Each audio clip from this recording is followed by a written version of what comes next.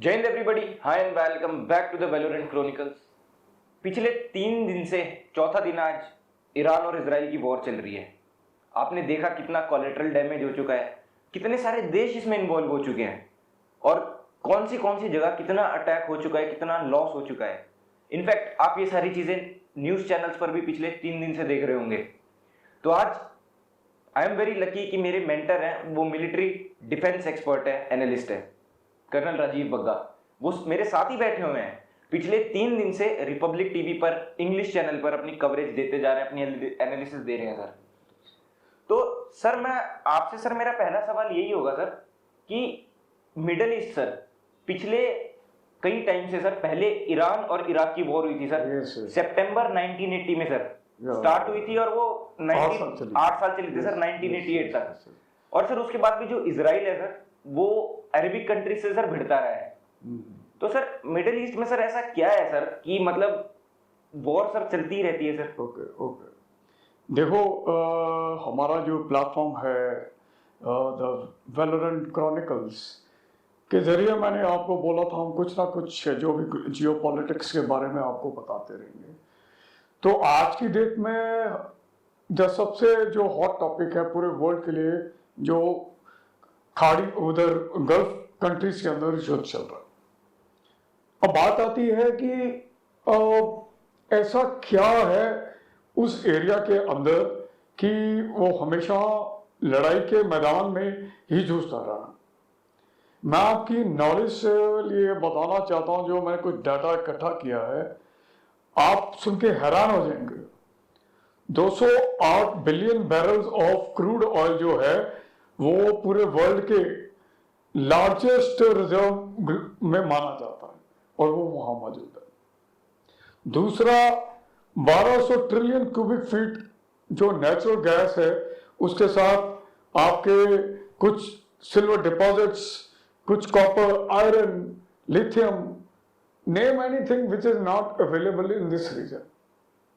तो और आपको ये बात बहुत भली भांति से जाननी है। वो कहते हैं कि आज की डेट में सबसे बड़ा रिक्वायरमेंट है energy. Energy means oil sir. हालांकि ऑयल आपका रशिया में भी है, वेनेजुएला में भी है, पर ये जो एरिया है सबसे हॉटबेड माना गया। जी सर। वो कहते हैं इस एरिया को अगर जो कंट्री काबू कर लेगा वो सुपर पावर बन जाएगा। Right sir. यही एक कारण है कि ये एक रैट रेस की तरह चल रहा है कार्रवाई। और आपने जो बताया कि Israel Iran Iraq war, rather उससे पहले भी था, lot many things have happened in this area. और ये इस इलाके के जो लोग हैं, अब उनकी जो कैपेसिटी है पर लड़ाकों के तौर पे वो बहुत ज्यादा, दे आर एक्चुअली फाइटर्स। याद रखना है, एनर्जी इनके पास है। अब वेस्टर्न कंट्री का ये है कि मैं, जैसे कि अमेरिका, वो कहता है कि मैं इसको कंट्रोल करूं। और यही कारण है कि मिडिल ईस्ट और उसके साथ के कुछ ग्लोबल रीजन में अमेरिका के कम से कम 220 मिलिट्री बेसिस हैं। ऐसा क्यों करता है यूएसए? ऐसा क्यों करता है कि वो अपने घर में बैठ के आराम से अपने कंट्री को प्रोग्रेस करे, rather than interfering in other global matters. Anyway, आप इस चीज को छोड़ दीजिए। तो ओवरऑल मैं ये बोलूंगा, ये कंबाइन करके ये जो जगह है, 27 ट्रिलियन डॉलर्स जो है, एक किस्म की बहुत बड़ा अमाउंट है कि पोटेंशियल रखता है देने के लिए वर्ल्ड को। तो आप इमेजिन कर लीजिए, तो मॉडर्न कॉन्फ्लिक्ट्स, पुराने कॉन्फ्लिक्ट्स जो कुछ भी हुए, तो इसका जो बोन कंटेंशन है, इसका जो जड़ है, यही कारण।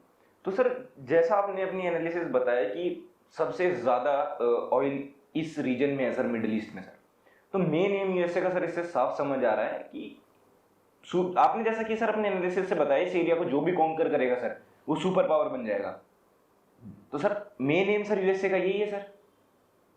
सर्टेनली आप मेरे को बात बताइए कि अगर आप किसी दूसरे कंट्री में या दूसरे शहर में नौकरी करने के लिए जा रहे हैं और आपको लगता है कि मेरा यहाँ पर ज्यादा कमाई कर सकता हूं, तो आप वही कारण। अब यूएसए का थोड़ा सा इतिहास अगर मैं आपको बताऊं इसके कारण, सीरिया में प्रॉब्लम हुई, यूएसए का। अफगानिस्तान, वियतनाम या फिर कोई भी ऐसे कंट्रीज के अंदर जब भी ये गए हैं, कहने को वो कहते हैं कि we are going to stabilise everything, but वहां पर इन्होंने और कुछ नहीं, तरह तरह के मिलिटेंट आउटफिट्स को जन्म दे दिया। अफगानिस्तान में तालिबान आए पहले, सीरिया में और लीबिया को मिला के ISI आया ऐसे, ओके। एंड अभी अगर मान लो ईरान के बीच में कुछ होता है, तो there is something which is very much dangerously heading for, okay. तो सर मैं मतलब जो आपने अभी बताया कि यूएसए के sir more than 220 military bases हैं सर मिडिल ईस्ट में सर। तो सर जैसा कि अभी हम न्यूज में भी देख चुके हैं सर, जब ईरान ने सर रिटेलिएट किया तो सबसे पहले यूएसए के बेसिस को ही सर टारगेट करा सर टारगेट करा सर, जो दूसरी कंट्रीज में है यूएसए के बेसिस। तो सर क्या जो दूसरी कंट्रीज है सर वो भी इन्वॉल्व हो सकती हैं सर? ओके, अब क्वेश्चन ये आता है, यूएसए ने या इजराइल ने इन्हीं कंट्रीज इस ईरान को ही क्यों चुना? उनको वो कहते हैं कि नहीं, they are breeding kind of, they are the hostile country, एक खतरनाक कंट्री है, न्यूक्लियर वेपन को बढ़ावा दे रहा है। मैं पूछना चाहता हूं आज की डेट में सबसे ज्यादा न्यूक्लियर वेपन किसके पास है? Sir Russia sir. Russia, followed by USA, followed by China, followed by France, followed by some other country, I'm forgetting, Britain sir, जो भी है, पाकिस्तान, इंडिया, सबके पास है सर। अपनी सेफ्टी और अपने डिफेंस के लिए रखने के लिए अगर कोई कंट्री कुछ न्यूक्लियर वेपन्स को बना रहा है, of course in a control manner, by abiding by क्या कहते हैं इंटरनेशनल लॉ, भाई तुम यूज करोगे तो मैं करूंगा, ओके। तो पहले आप यूएसए वगैरह ये सारे अपने गिरबान में तो झांक लें। मैं I am not anti USA, मैं वो बताना चाह रहा हूं जो कि फैक्चुअल है, जो सच है सर, राइट, ओके। अब जब इन्होंने आपने बोला कि वहां पे 220 वहां पे अटैक हो रहा है यूएस बेसिस के ऊपर, वो अभी भी चल रहा है। मैं वही पूछना चाह रहा हूं सर। 5 मिनट पहले मैं इस रिकॉर्डिंग से पहले मैं टीवी में देख रहा था, और मॉर्निंग में जब मैं रिपब्लिक टीवी के ऊपर आया हूं तो मैंने ये देखा है कि ईरान जो है इन कॉन्टिन्यूएशन स्ट्राइकिंग उस जगह पर जहां पर यूएसए के मिलिट्री बेसिस हैं, एयर बेसिस हैं, दूसरे अरब कंट्रीज के अंदर। Why? Reason is very simple, जब आपका बेस तबाह हो गया, कमांड एंड कंट्रोल तबाह हो गया, आप क्या करेंगे? कुछ भी नहीं कर सकते सर। नो ऑप्शन है, आपकी सिरदर्दी और बढ़ जाएगी, आपको फिर लॉन्ग रेंज वेपन को लॉन्च करना पड़ेगा सर।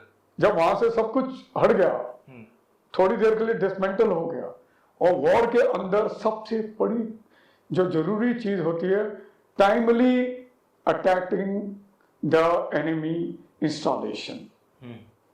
अगर उसमें वैक्यूम आ गया तो ईरान को उतना रिकवरी टाइम मिल जाएगा to become more stronger.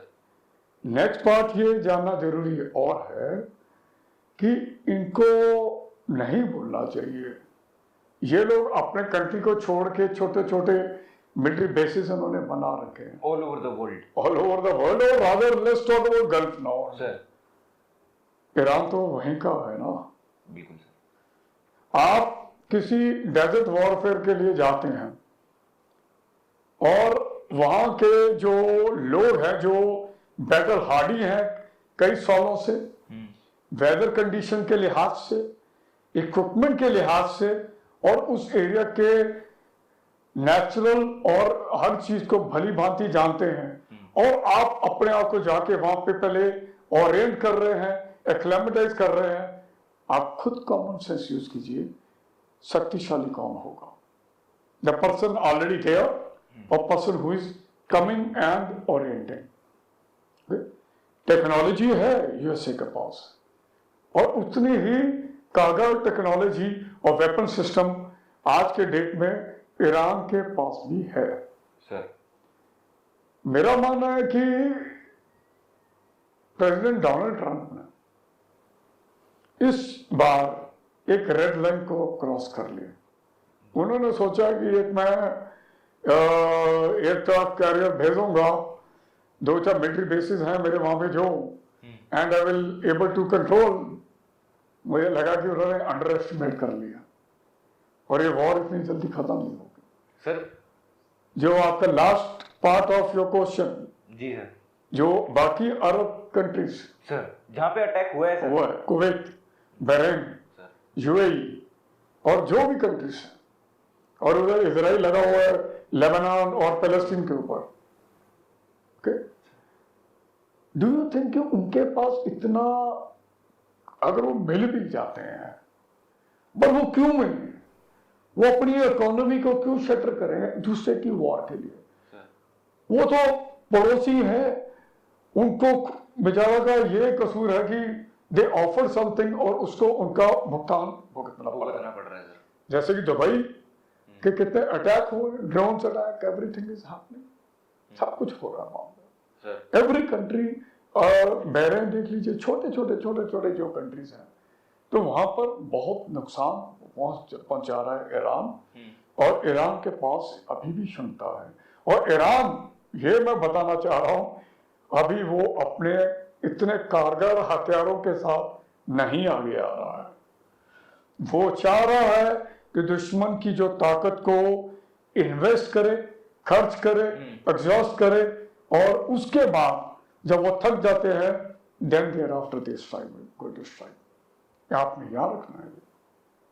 Navy की बात की जाए तो ईरान की चाहे नेवी जितनी मर्जी शक्तिशाली हो, सर यूएसए का फ्लीट है, डेफिनेटली है, बट वो आ कहां रहा है फ्लीट? Straight of Hormuz. क्या आप समझ सकते हैं कि वो ईरान वहां पर उनको ज्यादा देर टिकने देगा? नहीं सर। अगर माइंस लगा दी, वो 33 किलोमीटर का जो ओपनिंग एरिया है, और उसने तो ब्लॉक कर दिया। सी माइंस, और सर वहां पे उनके बहुत सारे डिफेंस वहीं पे उन्होंने ब्लॉक कर दिया। उसने बोला जो भी टैंकर आएगा, रादर आई हैव सीन, देखिए मेरे हमारे जो एनालिसिस है, I like to tell you और व्यूअर्स, देखिए हम लोग अखबार पढ़ी, एनालिसिस बनाया, कुछ डिस्कशन हुई, तो अखबार में भी कहीं छपा हुआ था कि एक वेसल के ऊपर हुआ जिसके अंदर 4 इंडियन और also injured, even Iranians also. तो कहने का मतलब वहां पे ये चीज चल पड़ी है सर, ये चीज चल रहा है, दिस इज मूविंग, राइट? तो so far you are with me कि कारण क्या है यहाँ पे। ओके, आगे चलो सर। मैं आपसे मतलब एक और सवाल सर इसी से रिलेटेड पूछना चाहूंगा सर, क्या सर नेटो कंट्रीज जो है सर, वो इस वॉर में आ सकती हैं सर? आपको लग रहा है इस टाइम जैसे कि जर्मनी है, आपके UK, France and other European country, they have already given their statements. Sir we are with USA but we will keep ourselves away from this war. उनकी इकोनॉमी नहीं है यार इतनी कि वो वॉर में आए और लड़ सके, और सस्टेन कर सके। और यूके का जो ग्रीस के अंदर एक एयरबेस का ली अटैक हुआ है, बेटा उन्होंने स्टेटमेंट ही दी थी कि यूएसए हमारा एयरबेस, यूके के प्राइम मिनिस्टर ने, कि ग्रीस के अंदर जो एयरबेस है उसको इस्तेमाल कर सकता है सर, उसका बोलना और वहां अटैक होना। तो sir why anybody will burn their finger, क्यों करेगा वो? तो सर मैं आपसे एक और चीज पूछना चाहूंगा सर, क्या सर यूएसए अंडर एस्टिमेट कर चुका है सर ईरान को? सर बिल्कुल, शुरुआती दौर में ये देखिए बड़ी इंटरेस्टिंग चीज है। ठीक है, मैं मानता हूं जब वॉर शुरू नहीं हुई थी, यूएस के प्रेसिडेंट बोल रहे कि हमारे रॉयट्स हो रहे थे वहां पे ईरान के अंदर, विल सेव यू। अगर वो सेव करना चाहते होते तो why they are carrying out so much attack on them? On Iran, diplomatic level पे भी तो हो सकता था। सर वो उसका काम है to create a kind of havoc, और उसने हैवॉक क्रिएट करने की कोशिश की, जो रेजीम बदली करने की कोशिश की, जिसमें 48 इनके टॉप मैन ईरान के चले गए, तो सो व्हाट, एक 48 के कारण क्या ईरान का डाउनफॉल हो गया? नहीं सर। उसके आगे उनके बेटे को भी मेरे ख्याल से इन्होंने एलिमिनेट कर दिया है। सर कर दिया है सर। अगर किया है तो सो व्हाट, ईरान अभी भी मार रहा है। सर रिटेलिएशन ईरान का आपको ये जानना है, ये बहुत पहले उसको मालूम था कि मेरे ऊपर अटैक हो सकता था। उसने अपनी जो पावर है नीचे के रैंक्स को हर जगह पर डिसेंट्रलाइज कर दी थी, डेलीगेट कर दी थी। अगर मैं नहीं रहता तो तुम हो, तुम नहीं तो तुम नहीं, तुम हो। मतलब सर वो जो वो है जो कि मतलब कंट्रोल पावर हाथ में सर, वो ऐसे मैं वही- step by step by step by step दे चुके Absolutely. हैं कि अगर राजा मर बिल्कुल गया तो बिल्कुल सेनापति बिल्कुल देखेगा बिल्कुल सर। बिल्कुल। सर और उन्होंने अपने फोर्सेस को हर जगह पर, हर शहर में सर मिसाइल बेसिस बना के डिप्लॉय कर रखा है। उन्होंने ज्वाइंट नेवल एक्सरसाइज चाइना के साथ कर रखी है। Sir this is total under estimation the power of Iran. Enemy और ईरान। सर ओके, तो सर मेरा नेक्स्ट क्वेश्चन सर यही है आपसे सर, ये लड़ाई जो सर चल रही है सर ये कितने दिन चल सकती है सर? और सर अगर ये ज्यादा दिन सर चलती रही तो सर इसका वर्ल्ड के ऊपर क्या इम्पैक्ट आने वाला है सर? देखो पहली बात, war is always bad, sir नहीं होना चाहिए, डीएस्केलेट होना चाहिए। कई देश जो हैं इसके ऊपर, हमारा कंट्री खासकर जैसे, इसके ऊपर काफी स्ट्रेस कर रहे हैं कि भाई आप रुक जाओ। या रुक जाइए थोड़ा सा। और UN general secretary mister Antonio जो हैं, इन्होंने भी बोला है। जी सर। और जो human right world human right के जो चेयरमैन, उन्होंने भी बोला कि let's not do it, but Trump is Trump playing his card, sir right. उसको रिसोर्सेज चाहिए जो मैंने आपको बताए हैं। Sir to be a super power and And sustain. वो कहते हैं 4 हफ्ते, मैं कहता हूँ 4 हफ्ते तो बहुत कम बोल गया वो। Iran is something like a old boxer, sir समझते हैं? Just like Mike Tyson nowadays. जिसको मर्जी आप जो भी नाम बताइए, वो जितना आप उसको मारोगे उतना पक्का हो रहा है। सर वो उठ के फिर मारेगा, फिर मारेगा, फिर मारेगा। नतीजा कुछ और होगा, इसमें कुछ मिलिटिया ग्रुप्स पैदा हो जाएंगे। ओके, इजराइल का वहां पर लड़ाई करना जस्टिफाइड है। कारण बड़ा सिंपल है कि वो वहां पे उसका सर्वाइवल है अरब कंट्रीज के अंदर, उसको डोमिनेट करके रखना। वो पुराना इतिहास है, सबको मालूम है। हिजबुल्लाह के साथ उसकी लड़ाई थी, हुती वगैरह, हमास वगैरह, वो चैप्टर थोड़ा सा साइलेंट हो गया। हिजबुल्लाह दोबारा एक्टिव हुआ और दोबारा उनके लेबनान के सदन लेबनान के अंदर बरगास, I think name of the place is बरगास, सर वहां पर दोबारा, राइट। तो मिसाइल अटैक हुआ भाई इजराइल पर। इजराइल का ये हुआ कि over a period of time लड़ने की जो क्षमता है थोड़ी सी कमी आई है, पर इंटेलिजेंस में नहीं। वो जहां कहता है, देखिए सीआईए ने 48 लोगों का पता बताया, इजराइल ने अटैक कर दिया। सर मतलब इंटेलिजेंस सर शेयर हुई और सर एग्जैक्टली सर एंड वही ईरान की इंटेलिजेंस भी है। बिल्कुल सर। वो भी तो शॉट लगा रहा है, हाँ पिन मिलिट्री पॉइंट टारगेट्स ले रहा है वो भी। Sir and this is technological related भी है, सैटेलाइट के थ्रू। और सबसे इंपॉर्टेंट है, सबके रिसोर्सेज सोर्सेज हर कंट्री में बिछे हुए हैं, और ह्यूमन इंटेलिजेंस के तौर पे वो डायरेक्ट कॉल लेके वहां अटैक हो, pin point attack. Pin point आता है। तो सर इस वाली एनालिसिस से सर एक चीज और समझ आती है सर कि आपके पास सर कितना भी कुछ भी हो, लेकिन intelligence is the main thing जो आपके पास होनी Absolutely. चाहिए।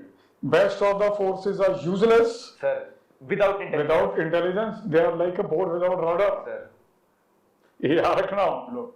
ओके सर या तो सर मेरा नेक्स्ट क्वेश्चन सर, जैसे आपने अभी हिजबुल्लाह के बारे में बताया कि वो रीएक्टिवेट हो चुका है सर, तो सर उसका क्या रोल रहने वाला है सर इस वॉर के अंदर सर? हिजबुल्लाह का देखिए रोल ज्यादा इतना इम्पोर्टेंट नहीं है, बट ये है इट इज समथिंग, अगर इसराइल के फोकस इस टाइम ईरान के ऊपर है, यूएसए के साथ मिलकर हिजबुल्लाह को डेफिनेटली उसने सफाया करना, लेकिन मैं ये कहता हूँ हिजबुल्लाह इस दौरान उसके ऊपर एक डिविजनरी अटैक कर रहा ताकि उसकी जो ताकत है बढ़ जाए इसराइल की, वो एक किस्म का काइंड ऑफ डिस्टर्बेंस।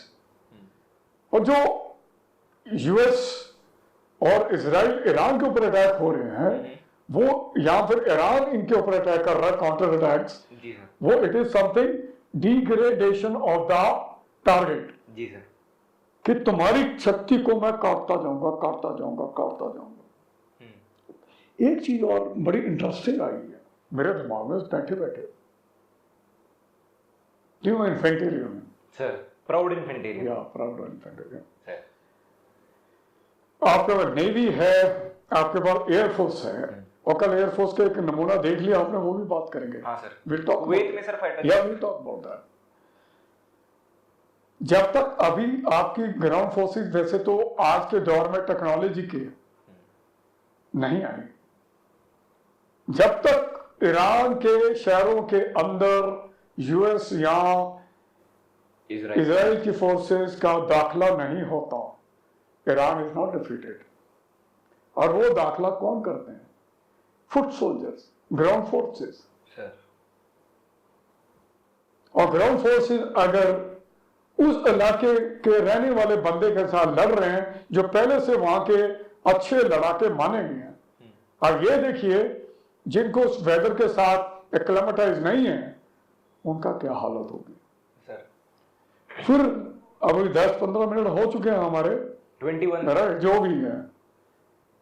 इससे पहले मैं ये भी देखे आया था, जितने भी यूएस के ऑफिशियल्स हैं या नागरिक इन मिडिल ईस्ट में है, दे हैव फ्लीड अवे। ये टीवी चैनल में मैं खबर देख के आप यहां आके बैठा sir. What is the indicator? War is going to, they are rushing back। उनको अब पता लग गया है कि भाई ये this is hot bed and कुछ भी हो सकता है।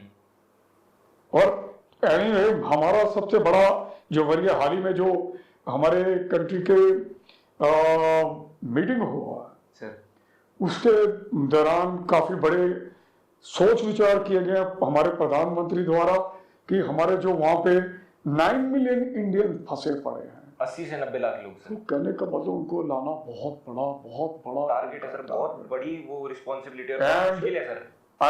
एक चीज अच्छी है, एक थोड़ी सी किरण जो नजर आ रही है हमें आशा की, वो ये है कि हमारे सभी कंट्रीज के साथ डिप्लोमेटिक रिलेशन बहुत अच्छे हैं। मेरी भगवान से ऊपर वाले से यही दुआ है कि वो जो लोग इंडियन हमारे भाई वहां पर फंसे पड़े हैं, they should be brought back to the country at the earliest. Okay जी सर, राइट, ओके। तो सर मैं आपसे, जैसे आपने अभी मेरे को बताया सर कि जो एयरफोर्स का सर नमूना देखा सर, कुवैत में सर यूएसए का सर एक फाइटर जेट क्रैश हुआ सर। तो सर फाइटर जेट तो सर क्रैश हो गया, मैं आपसे सर ये सवाल मेरा है सर, क्या वहां का सर जो एयर डिफेंस सिस्टम है सर वो इतना स्ट्रॉन्ग है कि वो सर इतने मतलब बढ़िया फाइटर जेट्स को, इतनी बढ़िया टेक्नोलॉजी के फाइटर जेट को सर इंटरसेप्ट कर पाया सर? जी, आज से 20 साल 25 साल पहले की टेक्नोलॉजी की बात करता हूँ, अभी की उस दौरान इतनी तकलीफ टेक्नोलॉजी तो अभी आप समझ सकते हैं। There is something called anti radiation missile sir. कोई चीज हवा में आई आपके रडार में, उसकी हीट को पकड़ के जो कंप्यूटर है वो लगी हुई मिसाइल को, जो ईरान की काफी मिसाइलें हैं, कमांड दे देता है, इन 9 सेकंड वो मिसाइल एक्टिवेट होकर उस टारगेट को हिट कर देती है। पर इसका भी तोड़ बन चुके हैं अभी, काउंटर मजर्स सर, इसके भी तोड़ है। वो ऑन ऑफ करना रडार को, मिसाइल को मिसगाइड करना, और जो तो I am talking about 25 years old technology, और अभी कितना एडवांस है। और द बेस्ट मिसाइल सिस्टम आज की डेट में ईरान के पास है सर तो guys sorry for the interruption, storage full हो गई थी कैमरा में। तो सर मेरा जो आपसे सवाल था सर उस टाइम पे कि सर लड़ाई तो सर चल रही है सर, जैसा कि आप सर अपनी एनालिसिस में बता भी चुके हो, जो ईरान है सर वो अपने मतलब लो कॉस्ट और कम इफेक्टिव हथियार यूज कर रहा है ताकि सामने वाले की पावर ड्रेन जल्दी हो जाए सर। तो सर मैं आपसे चाहूंगा क्या आप इसमें बता सकते हैं सर कि हथियार कौन से यूज किए जा रहे हैं सर इस वॉर में, और उनका क्या इफेक्शन है, कितनी रेंज है, किस तरीके से सर वो चल रहे हैं? पहले चलो ईरान के बारे में बात करते हैं। इनके पास जो मैक्सिमम रेंज है 2500 से मार करने वाले सुपरसोनिक हथियार हैं। एंड इनका एक्चुअली आज ही की अखबार में मैं वो reading, and I don't mind reading for the newspaper for you people, that is शबब वंस का 2B मिसाइल, जिसकी मार करने की क्षमता 2000 से 2500। उसके बाद मीडियम रेंज का है that is around 800 to 1300। And उनके जो नाम हैं राजा राइमस right, Fateh 110, Fateh 313, 500 kilometers। Then they have got Zulfaghar 700 kilometers। Then they got Desful 1700 kilometre. तो इमेजिन उनके पास मिसाइल हर रेंज को लो से, मीडियम से और हाई जो सबसे ज़्यादा डिस्टेंस के मार करने की क्षमता रखती है वो उनके पास पूरा है। जहाज के लिहाज से उनके पास डेफिनेटली अच्छा नेवल फ्लीट भी है, और ड्रोन्स उनके पास जो है केमिकल्स जो कि थोड़े से लो कॉस्ट से बने लेकिन दे आर वेरी इफेक्टिव। और जितने भी ड्रोन अटैक आपके यूएई के अंदर या बाकी कंट्रीज में हो रहे हैं that is basically from drones and all that. एक बड़ी बात और मैं बताना चाहता हूँ जो कि मैंने पहले बताया था, एंटी रेडिएशन मिसाइल के बारे में हम लोग बात कर चुके हैं। हाँ वो तो what I am trying to say, heat के पीछे भागती है सर। हाँ, कि इनके पास उससे एडवांस टेक्नोलॉजी है जो F-15 एयरक्राफ्ट, हाँ, जो इनका कल क्रैश हुआ है यूएसए का कुवैत के अंदर। अब उससे अंदाजा लगा सकते हैं कि what kind of air defence system they have got sir. And यही कारण है कि यूएस के जो लोग हैं वहां से अभी थोड़ा सा उनको कॉशियस हो गए, उन इलाकों से निकल के जा रहे हैं सर, राइट। एंड इजराइल की अगर मैं बात करता हूँ, they have got F-18 and F-35 aircraft, iron dome, iron beam, tomahawk. And USA के पास they have got a aircraft carrier Abraham Lincoln along with a aircraft F-16, F-15, and certainly they have got their own missile system. So what I'm trying to say that both the sides are very well equipped. But अगर आप जगह का advantage का बारे में बात करें तो Iran sir, he is an old fox, old boxer sir. old fox, old boxer, and this is what I have to say about this. Okay. तो सर मेरा नेक्स्ट क्वेश्चन सर आपसे ये है कि जैसा मतलब मैं देख रहा हूँ सर, हर कोई आदमी सर, हर कोई यूट्यूबर, मैं इंस्टेड बोलूंगा कि जो मतलब कुछ भी कंटेंट क्रिएट करते हैं सर, सारे ही लोग सर इसके ऊपर सर अपनी टिप्पणी दिए जा रहे हैं। और सर बेसिकली उनका काम क्या है सर, मेरे हिसाब से सर जो मैंने एनालाइज किया, लेफ्टिनेंट कमांडर विजय नायर सर ने भी स्टोरी डाली है कि अगर वॉर चल रही है तो लोग उस वॉर का फायदा उठा के सर पैसे बनाने की कोशिश भी कर रहे हैं, चाहे वो फॉल्स नैरेटिव ही सेट कर रहे हैं सर। तो सर आपका, मैं सर इस पे जानना चाहूंगा सर, आप क्या कहेंगे सर? देखिए, मैं भी whatever the एनालिसिस मैं आपको बता रहा हूँ, मैं अपने पर्सनल मिलिट्री एक्सपीरियंस के या न्यूज़पेपर, मैं ये नहीं कह रहा हूँ कि those who are carrying out or generating content on the war again and again repeatedly and उसके बीच में कुछ मैं उनके contents कोई भी है, राइट, मैं देख रहा हूँ कि उसके अंदर ऐसा कुछ वो है वॉक सा क्रिएट कर रहे हैं जिसमें वो इस तरह का माहौल बना रहे हैं कि दैट भाई वॉर आपके दरवाजे पे आ गई। War is war definitely which is there in the gulf war, gulf countries, to generate content and making money out of it sir. I think this is wrong practice sir. और हमारा जो channel है the Valorant chronicles, आपको पहले बताया था हमने, आपको facts and figures, and that's the reason I kept the newspaper in front of me. यही कारण है मैं अपने जब भी इंटरेक्ट करता हूँ नेशनल टीवी चैनल्स को, तो उसमें भी I read it and then bring out the factual part. It is not, kindly don't create a kind of a confusion at this hour। आपको बस वो जानना है आपके कंट्री के ऊपर क्या इफेक्ट आ सकता है, उसके लिए आप गेयर अप हुए। And how our Indian brothers and sisters are, whether they are safe or not, that should be our concern actually, number one। This is my perception। तो सर मैं आपसे पूछना चाहूंगा सर, जो इंडिया हमारी country है sir, मतलब memes भी बन रहे हैं कि बाहर के देश लोग खून की होली खेल रहे हैं, हम रंगों से होली खेलेंगे।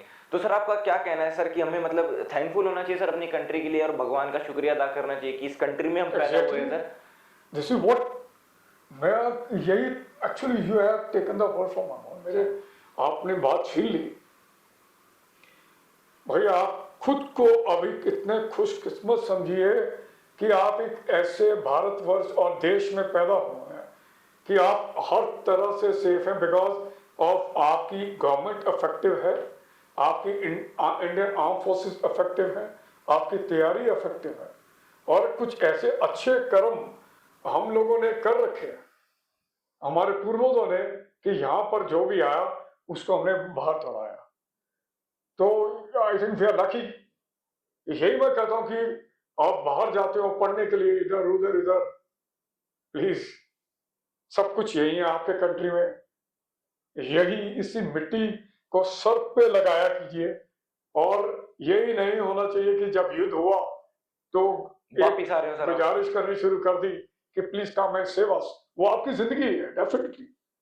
और गवर्नमेंट और डिप्लोमेटिक पॉलिसी जो है definitely they are working on it, आपको बचाने जरूर आएंगे, बट आपका भी कुछ फर्ज बनता है। Your country, love it, born here, work anywhere, come back to your roots please।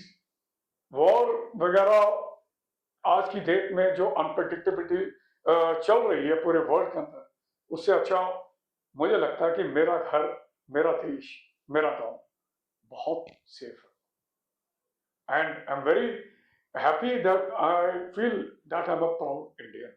Bharatvarsh को मैं सलाम कर रहा हूँ और उसके मेरे अपने फेलो सिटीजन को मैं सलाम।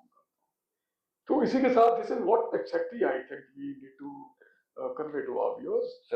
और हमारा चैनल है, आपको मालूम है, the Valorant Chronicles. Yes, and if you respect us, if you like the content, do share, give a comments, healthy comments, अच्छे कमेंट्स। Thank you very much. जय हिंद, गॉड ब्लेस।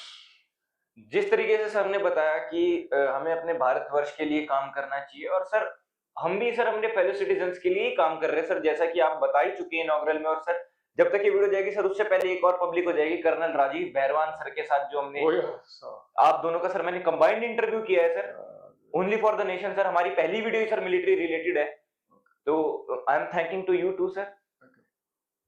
जय हिंद एवरीबॉडी। Okay, god bless.